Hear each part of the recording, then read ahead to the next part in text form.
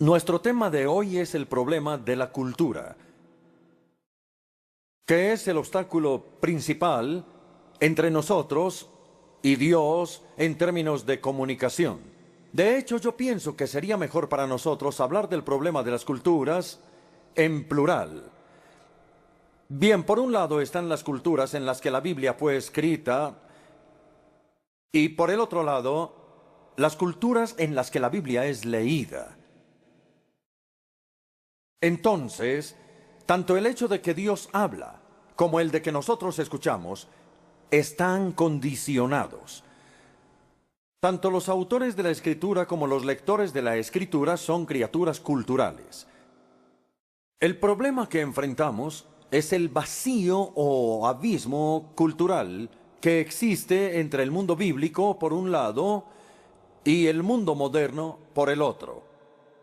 Cuando tomamos la Biblia y la leemos, incluso en una versión moderna o parafraseada, estamos entrando en otro mundo. Retrocedemos un par de milenios, lejos de la revolución de los chips, de la revolución electrónica, de la revolución científica, de la revolución industrial. Retrocedemos a un mundo que al parecer dejó de existir hace muchos años. Por lo tanto, la Biblia se siente extraña y se ve obsoleta, suena arcaica y huele a rancio. Y nos preguntamos, ¿qué querrá decirnos este libro tan viejo a nosotros en el siglo XXI? Quiero contarles una pequeña anécdota que experimenté hace algunos años cuando conocí a una pareja de hermanos que eran estudiantes. Ellos habían sido criados en un hogar cristiano, conservador, y ahora estudiaban uno en la Universidad de Oxford y el otro en la de Edimburgo. Y ellos habían empezado, me dijeron, a repudiar la fe de sus padres. Uno decía que era agnóstico y el otro decía que no, que él era ateo. Naturalmente les presté atención y les dije, cuéntenme, ¿qué es lo que les ha provocado el cambio en sus vidas y en sus creencias? ¿Es que ya no creen que el cristianismo es verdad? No, dijeron para mi sorpresa.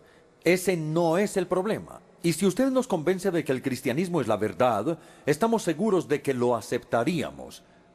Bien, dije yo con mucha curiosidad. Entonces, ¿cuál es el problema?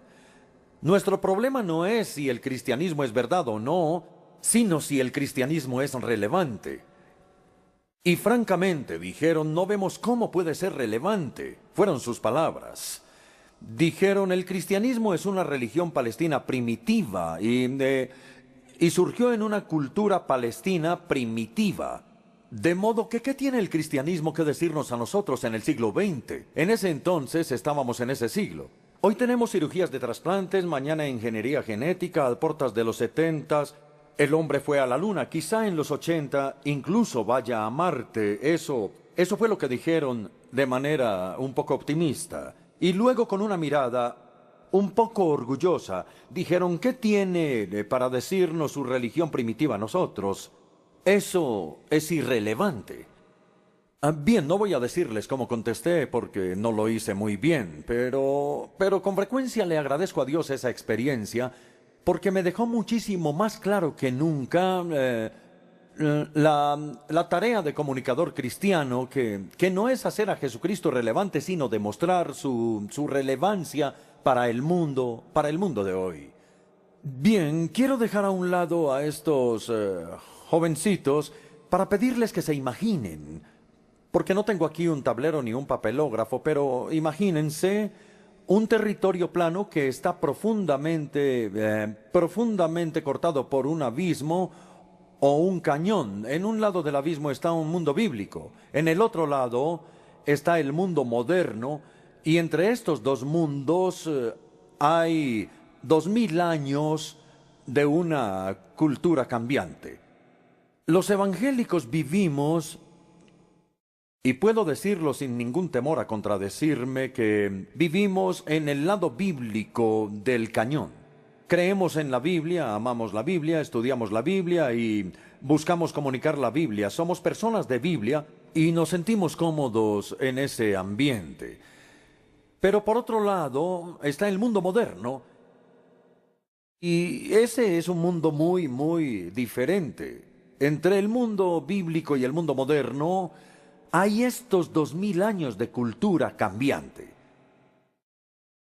Así que nosotros, los evangélicos en este lado del abismo, nos sentimos amenazados por el mundo moderno.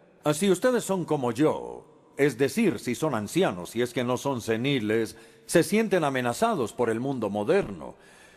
Leemos un libro como el de Alvin Toffler, El shock del futuro, y quedamos en un profundo estado de shock del que parece que nunca vamos a salir, nunca. Entonces, cuando intentamos comunicar, ¿cómo lo hacemos? Bueno, nuestro sermón, nuestra comunicación, nuestro discurso o lo que sea, sale de la Biblia. Por supuesto, no soñaríamos con predicar sobre otra cosa, pero luego sube al aire y nunca llega a aterrizar en el otro lado. No está arraigado a la realidad contemporánea. Las personas liberales o los teólogos liberales y demás cometen el error opuesto. Viven en este lado del abismo en el mundo moderno. Ellos leen poesía moderna, filosofía moderna, ciencia moderna. Es por eso que las personas los escuchan a ellos, porque parecen identificarse con el mundo moderno. Entonces pregunto, es decir, uno lee el shock de futuro de Alvin Toffler y ese libro no les causa un shock. Ellos tienen los amortiguadores para el shock. Pero entonces, ¿cómo se comunican cuando lo que dicen de alguna manera aterriza o está arraigado a la realidad del mundo contemporáneo? Pero ¿de dónde viene eso? Solo Dios lo sabe. Ello no viene de la Biblia, ellos han pedido la revelación bíblica. Eso es lo que quiero decir con lo que ustedes pueden ver en su resumen.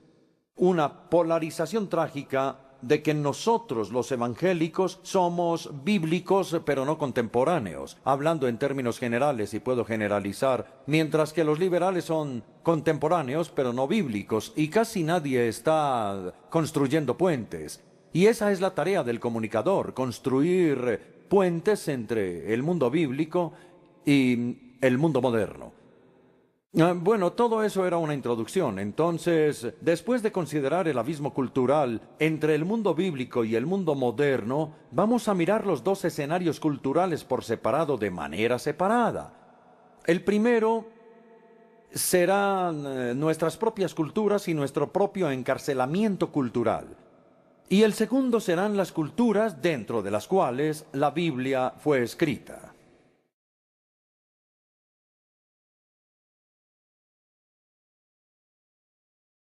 Empecemos por la primera mitad de la conferencia de hoy, nuestro propio encarcelamiento cultural. Sin duda están de acuerdo conmigo en que todos los lectores de la Biblia son parte e incluso prisioneros de su propia cultura. Es decir, ellos o nosotros hemos absorbido nuestra herencia cultural de manera no crítica. Y entonces la manera como pensamos, la manera como hablamos, la manera como nos vestimos, cómo comemos, cómo jugamos, son determinadas por nuestra crianza cultural. De allí el valor que tiene viajar. Cuando viajamos de nuestro país natal a otro, entonces se hace posible mirarnos a través de los ojos de otras culturas y es posible escucharnos a través de los oídos de otra cultura. Es posible incluso evaluarnos desde la perspectiva de la otra cultura. Y todo eso es una experiencia muy valiosa. Recuerdo muy bien hace muchos, muchos años, probablemente en la década de los 60, cuando fui por primera vez a Estados Unidos. Después de una conferencia, una mujer se me acercó por el pasillo para hablarme y ella tenía muchas perlas. Entonces se acercó y me dijo, ¡ay, cómo me gusta su acento! Yo estuve tentado a responderle, ¿cómo así que mi acento? Yo no tengo ningún acento, usted es la que tiene acento. Usted tiene acento estadounidense, yo hablo el inglés de la reina, pero usted no. Pero por supuesto no dije eso, solo me sentí tentado a hacerlo. Pero ahora les confieso con algo de vergüenza que ese fue el primer motivo por el cual yo me di cuenta claramente de que tenía un acento. Pero la verdad es que todos tenemos un acento y hablamos con acento. Años después de haber hablado con esa señora, estaba yo en las Filipinas. Y después de hacer mi conferencia, esta vez un niño como de 8 o 10 años vino a mí corriendo, levantó su cabeza, me miró a los ojos y me dijo, «Usted sí que habla gracioso». Y me he dado cuenta de que es verdad. Algunos de nosotros pertenecemos a las culturas secularizadas del Occidente y hemos absorbido más de lo que probablemente nos damos cuenta de los valores y estándares y estilos seculares. Mientras que otros, de pronto algunos de nosotros que estamos aquí hoy, hemos sido criados quizá en una cultura hindú, en una cultura budista, en una cultura tradicional china, en una cultura musulmana. Entonces, naturalmente, vemos las cosas desde ese punto de vista en el que fuimos criados. No podemos evitarlo. Nuestro trasfondo cultural es parte de nuestra identidad personal. La manera como nos acercamos a la Escritura se ve fuertemente influida por estas cosas. Nuestra herencia cultural hace que sea muy difícil estudiar la Escritura con una objetividad genuina. Hace que sea muy difícil para nosotros escuchar la Escritura con una mente abierta y una mente sin prejuicios. De hecho, sería imposible hacerlo sin la gracia de Dios y la iluminación del Espíritu Santo, porque los anteojos con los cuales vemos la Escritura tienen lentes culturales. Nuestro entendimiento de la libertad y la opresión, de la riqueza y la pobreza, de la iglesia y del Estado, del liderazgo, del matrimonio y de la familia y de muchas otras cosas, más inevitablemente se ve afectado por nuestro trasfondo cultural. Además, nuestra cultura no solamente incluye nuestra raza, nuestra nacionalidad, nuestros ingresos, sino que también incluye nuestro sexo, edad, trabajo, etc. Por ejemplo, quiero aclarar esto un poco más. ¿Cómo puedo, como hombre, leer la Escritura de la misma manera que una mujer que ha sido maltratada por un hombre machista? ¿O cómo puedo, como hombre adulto, apreciar las preguntas con las que las personas jóvenes vienen a la Escritura? O de nuevo, ¿cómo puedo yo, teniendo un trabajo seguro, sentir el rechazo que sienten las personas desempleadas que además son declaradas inválidas? ¡Qué horrible palabra! ¿O cómo puedo yo, como miembro de una sociedad opulenta, escuchar lo que la Escritura tiene que decir sobre los pobres? Los hombres y las mujeres, los jóvenes y los ancianos, asalariados, no asalariados, ricos y pobres, todos leen la Escritura de manera diferente, y nuestro trasfondo cultural puede evitar que veamos o que Dios quiere que veamos. De ahí la dificultad de escuchar. Es posible que Dios no pueda comunicarse con nosotros porque nosotros no podemos escucharlo a Él. Quizá porque estamos preocupados por nuestra propia agenda o porque estamos ciegos y sordos a su agenda o probablemente ambas cosas. Quizá nosotros vamos por ahí leyendo la Biblia. Quizá hacemos de manera devota lo que algunas veces es llamado la oración de la unión de la Escritura. Abre mis ojos para que pueda ver cosas maravillosas de ti, Señor. Y yo creo que por lo menos de vez en cuando Dios interrumpe esta oración y dice, un momento. ¿Qué te hace pensar que yo solo tengo cosas maravillosas para decirte en mi palabra? No, en realidad también tengo cosas incómodas, créemelo. ¿Estás preparado para escucharlas? Y yo creo que esa persona responde, no, yo solamente vengo a la Biblia para ser consolado. Yo no vengo a la Biblia para ser incomodado. Entonces ahí persiste la falta de comunicación. Si vamos a la Escritura con una idea preconcebida en nuestras mentes, nunca escucharemos el trueno de la voz de Dios. Y todo lo que escuchemos será lo que queremos escuchar, ecos tranquilizantes de nuestros propios prejuicios culturales. Y Dios se quejará tal y como lo hizo en Isaías 42. Sordos, escuchen. Ciegos, fíjense. ¿Quién es más ciego que mi siervo y más sordo que mi mensajero? Ahora bien, quiero ahondar en esto que muestra la infidelidad de la Iglesia. Estoy seguro de que todos estamos de acuerdo en que durante toda la larga historia de la Iglesia, pocas veces la Iglesia ha estado en armonía clara con la palabra de Dios. En cambio, la Iglesia frecuentemente ha sido justo lo que se le prohíbe ser, es decir, conformista. Se ha dejado moldear más por el mundo que por la palabra.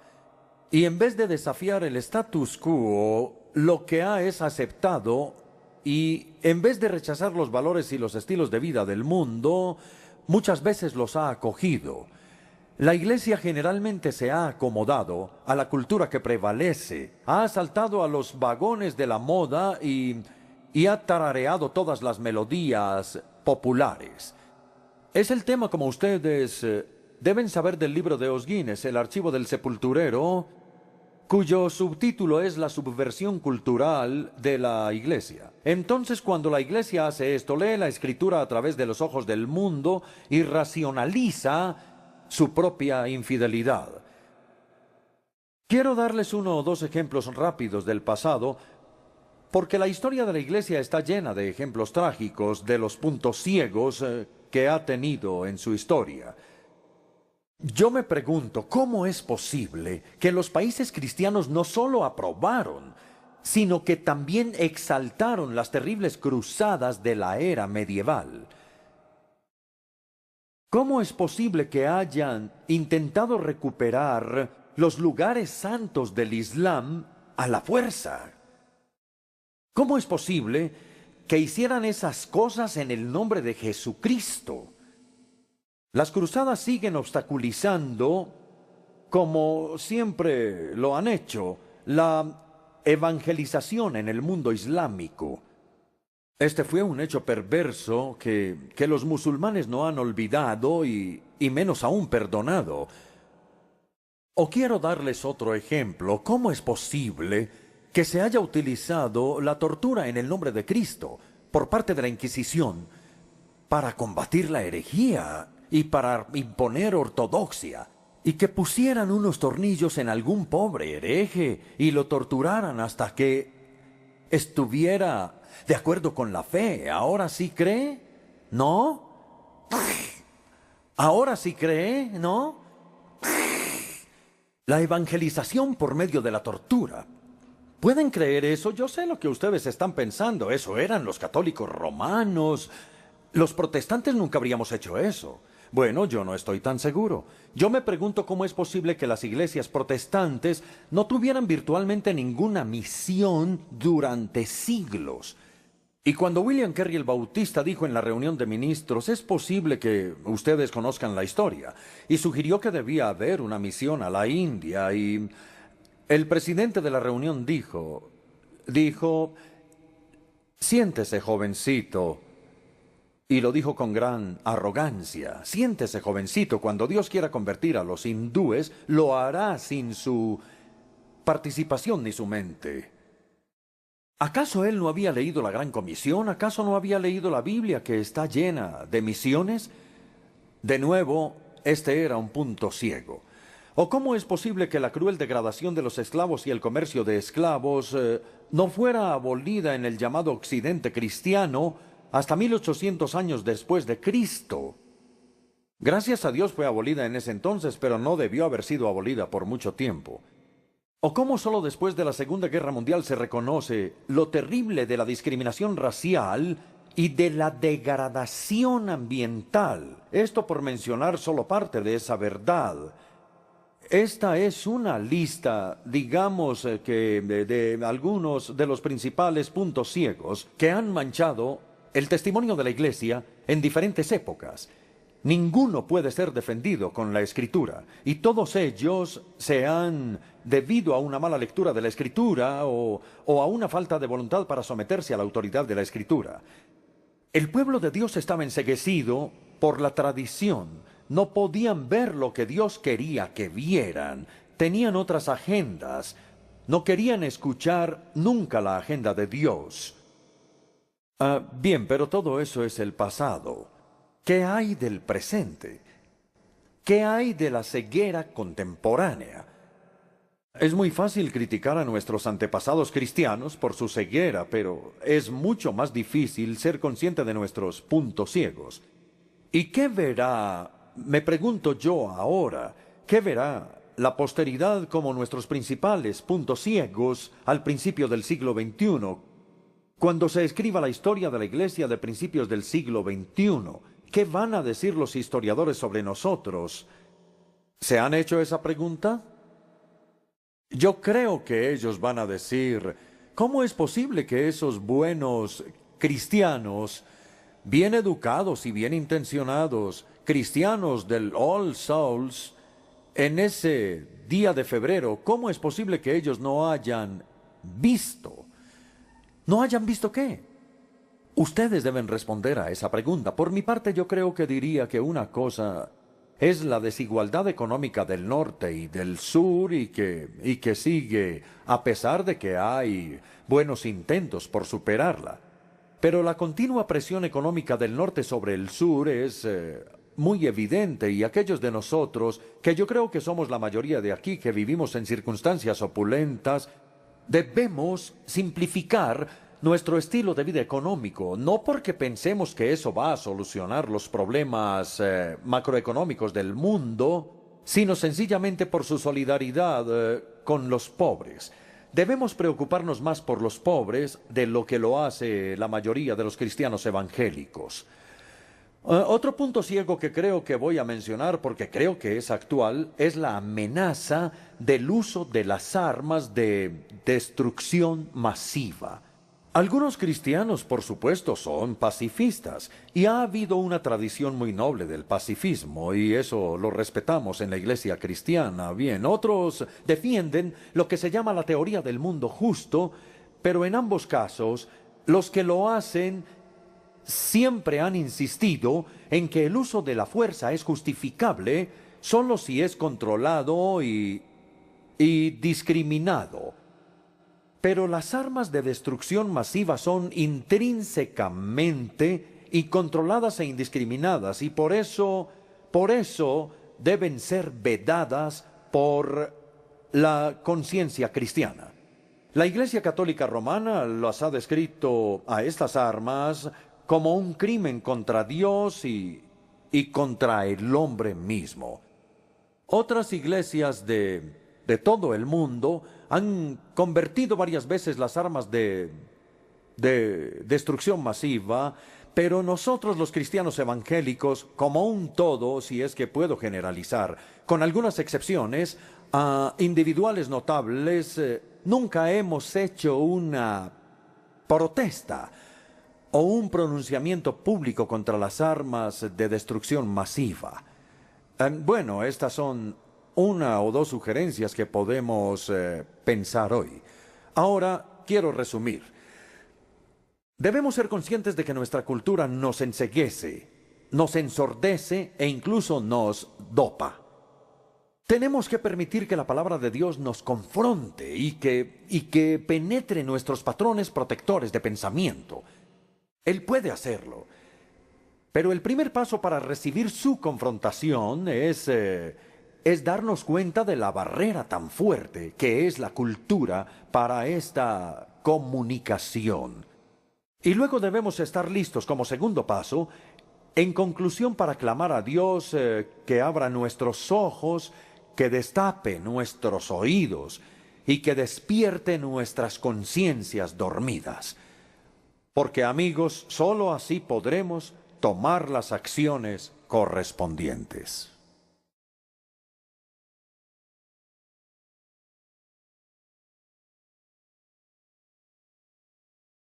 Ahora pasamos al segundo dilema que genera la cultura.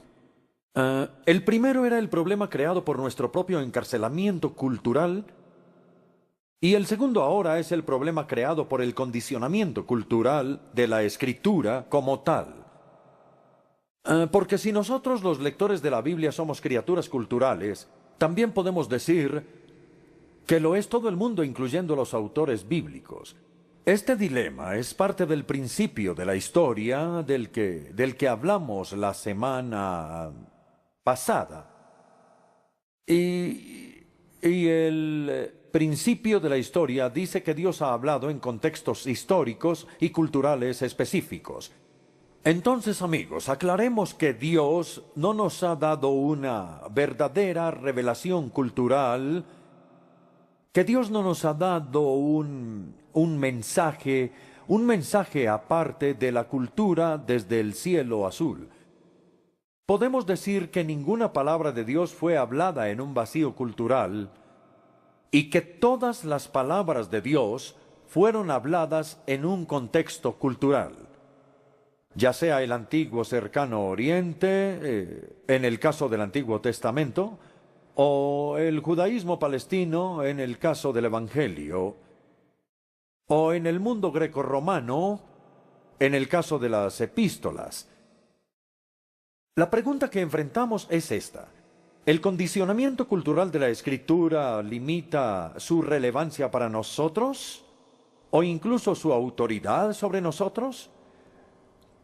¿Cómo puede una revelación divina que fue dada en el primer siglo después de Cristo y en una cultura palestina del primer siglo, cómo esta revelación puede tener vigencia aún a comienzos del siglo XXI? Si fue dada en términos culturales pasajeros, ¿cómo puede ser permanentemente válida?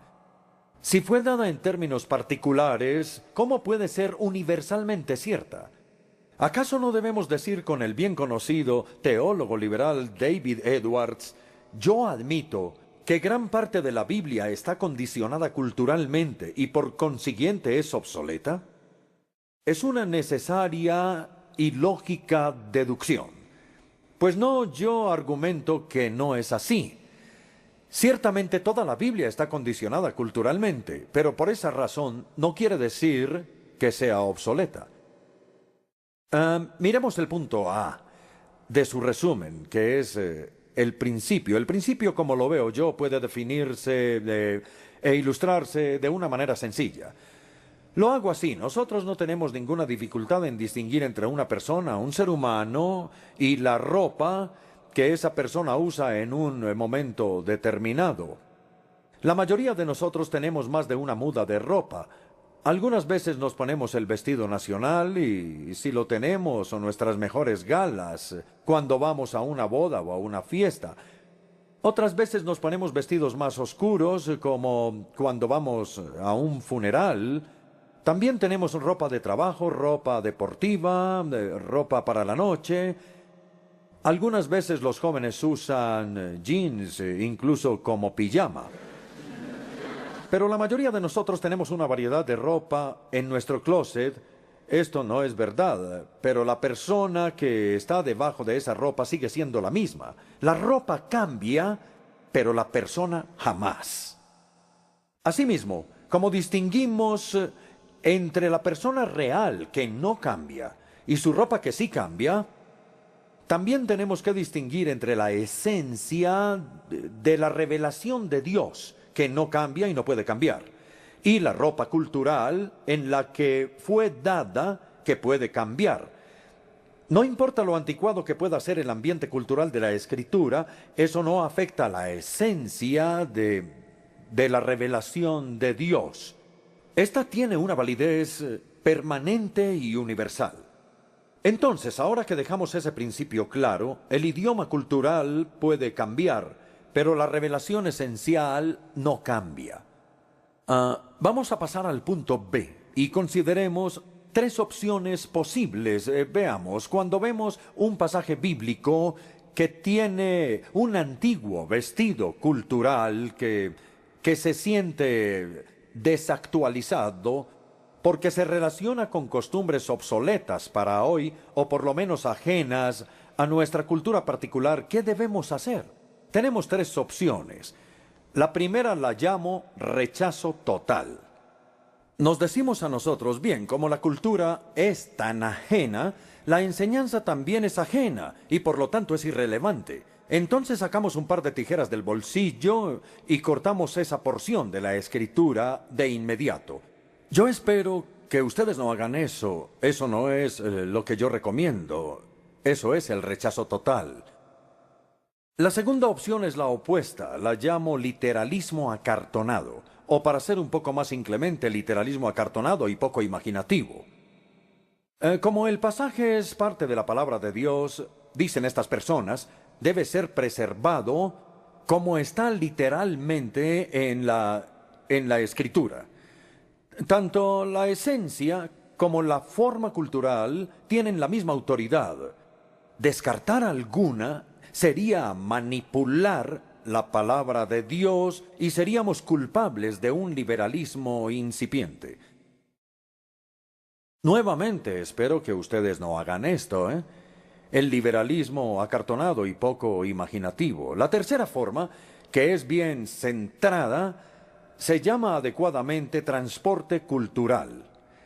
Se trata de identificar la revelación esencial de Dios con miras a preservarla, separarla por completo de su ropa cultural y revestirla después.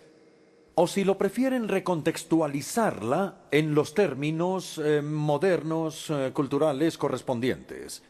Transporte cultural es una buena frase porque la palabra transporte es una palabra con la que ya estamos muy familiarizados en el contexto musical.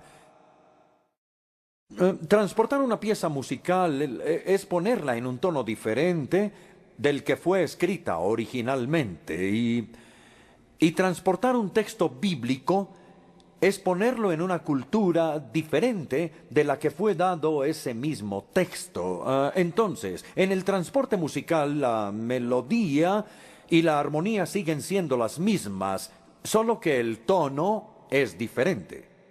De igual modo, en el transporte bíblico, la verdad sigue siendo la misma y solamente la expresión cultural de ella es la que cambia. Podemos decir de una manera un poco irreverente que el rechazo total es lanzar al bebé con el agua de la tina. El literalismo acartonado es quedarse con el bebé y con el agua de la tina. El transporte cultural es quedarse con el bebé y cambiar el agua de la tina, y eso es lo que tenemos que aprender a hacer. Entonces ahora en el punto C vamos a ver algunos ejemplos de transporte cultural. Vamos a empezar con dos muy fáciles y hablaremos del tercero solo si encuentro el valor suficiente para hacerlo en este momento. Primero que todo está el lavado de pies. Recordarán ustedes que en el Evangelio de Juan, capítulo 13, durante la última noche que Jesús pasó con los discípulos, antes de la crucifixión, en medio de la cena Él se levantó, tomó una toalla y lavó y secó los pies de sus discípulos, y esta es una historia muy conocida. Cuando Jesús retomó su lugar, después de haberles lavado los pies, les dijo, pues si yo, el Señor y el Maestro, les he lavado los pies, también ustedes deben lavarse los pies los unos a los otros. Les he puesto el ejemplo para que ustedes hagan lo mismo que yo he hecho con ustedes. Jesús les dio a sus discípulos un mandamiento sencillo de lavarse los pies de manera recíproca, mandamiento que yo creo que todos hemos desobedecido.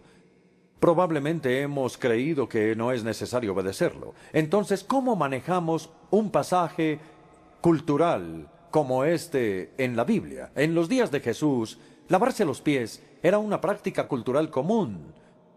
Cuando alguien era invitado a cenar en casa de un amigo, quizá caminaba descalzo o en sandalias. Las calles estaban muy polvorientas y sucias, y al llegar a la casa del amigo, un esclavo lo recibía y le lavaba los pies. Sin embargo, hoy toda la cultura, toda, ha cambiado. Las calles son limpias hoy en día y llevamos zapatos y medias o zapatos y calcetines. Viajamos en auto o en transporte público y, bueno, al llegar a la casa de los amigos, ningún esclavo va a recibirnos, porque ahí no hay esclavos. Nuestro huésped nos saluda y nos dice, ¿puedo lavar tus pies? No, no hacen eso. sino que dicen ¿quieres lavarte las manos? Como pueden ver, toda la cultura es diferente. Entonces, ¿qué hacemos? Pues miremos las tres opciones. Un rechazo total. Lavarse los pies no es parte de nuestra cultura occidental. O el literalismo acartonado. Debemos ir y decirles a las personas, disculpe, ¿será que puedo quitarle los zapatos y las medias para lavarle los pies? No hacemos eso. Seguramente ustedes piensan que el Papa, si lava los pies de 12 personas pobres en Roma el Jueves Santo, los menonitas tienen una ceremonia para lavar los pies en la Cena del Señor. Y hay algunas iglesias africanas y asiáticas que también preservaron esta costumbre. Pero al estudiar este pasaje yo pienso que Jesús no se estaba refiriendo a una ceremonia ni a un ritual de lavar los pies. Se estaba refiriendo a una práctica cultural común de su día.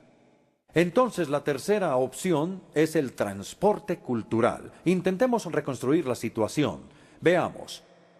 Los apóstoles se habían sentado a cenar con los pies sin lavar. No había ningún esclavo ni siervo presente que les lavara los pies y sentían orgullo al mirar los pies de los demás. Uno se puede imaginar a Pedro diciendo, ¿qué? ¿Lavar los pies de Juan? ¿Que él se lave sus propios pies olorosos? Yo no los voy a lavar. Uno no puede imaginarse que no iban a lavar los pies de los demás.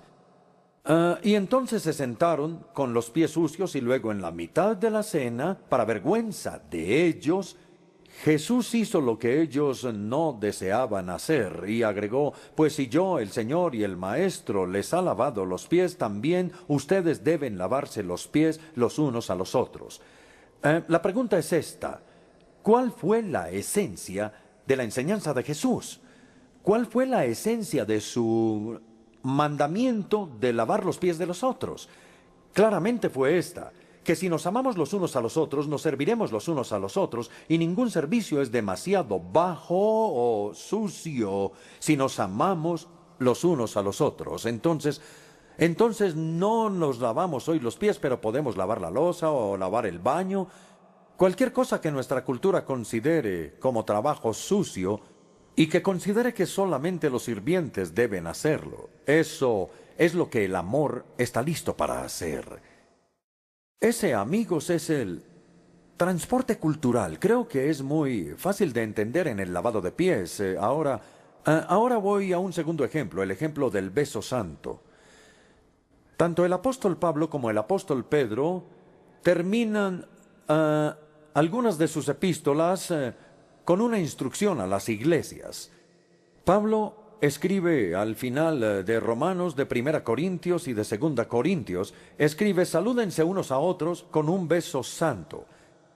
Pedro, al final de su primera epístola, escribe, salúdense unos a otros con un beso de amor fraternal. No sabemos cuál era el gesto que Pablo y Pedro tenían en mente, porque la forma de besar es diferente dependiendo de la cultura. Por ejemplo, los etíopes besan en la mejilla o en el cuello 3 veces seguidas y los esquimales se frotan la nariz. Algunas tribus de Papúa Nueva Guinea chasquean los dedos. Los latinoamericanos se especializan en el abrazo. Los indios dan un paso atrás y mueven sus manos, pero ellos no se tocan. Los japoneses y los coreanos se hacen una venia. Los estadounidenses prefieren el abrazo de oso y de paso casi nos fracturan las costillas. Y a los británicos, que es a los que yo pertenezco, por lo general no nos gusta más que dar la mano. Por eso J.B. Phillips en la traducción de esos versículos dice, solo la mano o salgo corriendo. Pueden ver ustedes que la forma cultural no importa siempre y cuando exprese amor y paz, siempre y cuando sea un beso santo, un beso con abnegación y pureza, y siempre y cuando sea aceptable en la cultura en la que nosotros nos encontremos. Lo que importa es que cuando los cristianos nos encontremos, no solo nos saludemos verbalmente. Debemos agregar a nuestras palabras una señal, un gesto físico que sea culturalmente apropiado. Bueno, sé que esos dos ejemplos fueron bastante sencillos. ¿Será que tengo el valor para continuar? Creo que sí. Esta ah, práctica del transporte cultural puede aplicarse a muchas situaciones, especialmente cuando hay un doble nivel de discurso, es decir, la doctrina o la ética, que es la revelación esencial, y luego la expresión cultural subyacente. Se pueden encontrar con otros ejemplos, pero tienden a ser más difíciles. Entonces yo me pregunto y les pregunto a ustedes, ¿será que este transporte cultural podría ser la manera de resolver el acalorado debate sobre el ministerio de las mujeres en la iglesia de hoy? Por un lado, lo que es claro en la Escritura es que aunque el hombre y la mujer son iguales en dignidad ante Dios, son diferentes en otras cosas, y que Dios le ha dado al hombre lo que Pablo llama un cierto liderazgo, lo que significa, creo yo, más una responsabilidad que una autoridad.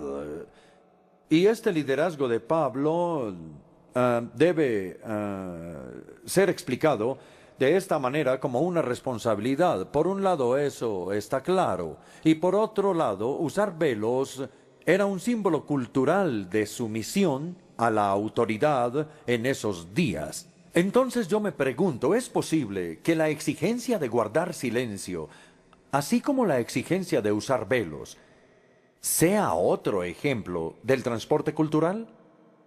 Si es así, debemos afirmar que el liderazgo del hombre es permanente porque lo que la creación estableció no lo puede destruir ninguna cultura. Pero los velos y guardar silencio pueden ser expresiones culturales de esto y podría variar según la cultura. Yo sé que esto es una introducción algo corta y tentadora a este tema, pero es muy complicado, creo yo, para manejarlo en un tiempo más largo. Ahora voy a dar la conclusión.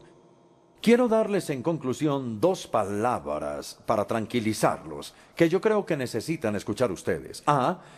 La transposición cultural es adecuada solamente cuando hay dos niveles de discurso. La instrucción doctrinal o ética tomadas por un lado y la expresión social o pastoral por el otro. Por ejemplo, ámense y sírvanse unos a otros por un lado y laven los pies como una expresión cultural por el otro. Lo primero es la esencia que Dios está afirmando, que es permanente y universal, y el segundo es la forma como Dios decidió expresarlo, y eso puede cambiarse a una forma contemporánea que sea diferente en diferentes partes del mundo.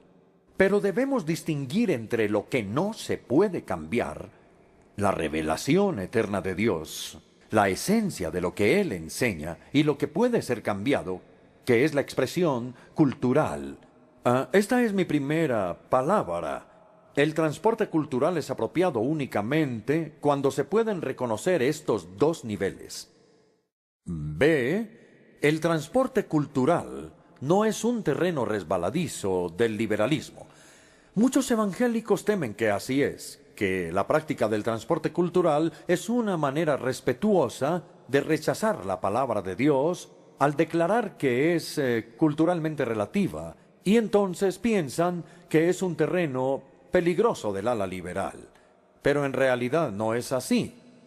El propósito del transporte cultural no es evitar o saltarse pasajes de la Escritura, sino hacer que nuestra obediencia sea contemporánea. El propósito no es desobedecer, sino obedecer con un sentido. Ese es el propósito del transporte cultural. Consideremos una vez más las tres opciones que tenemos que tener claras en nuestras mentes. Si rechazamos tanto la revelación como el vestido cultural, obviamente no podemos obedecer. Si les damos a estos dos aspectos una validez permanente y universal, nuestra obediencia va a ser muy mecánica. Pero en tercer lugar, solo si transportamos la palabra de Dios en una forma cultural contemporánea, nuestra obediencia va a ser viva, contemporánea y relevante. Que Dios nos ayude a discernir entre estas dos cosas.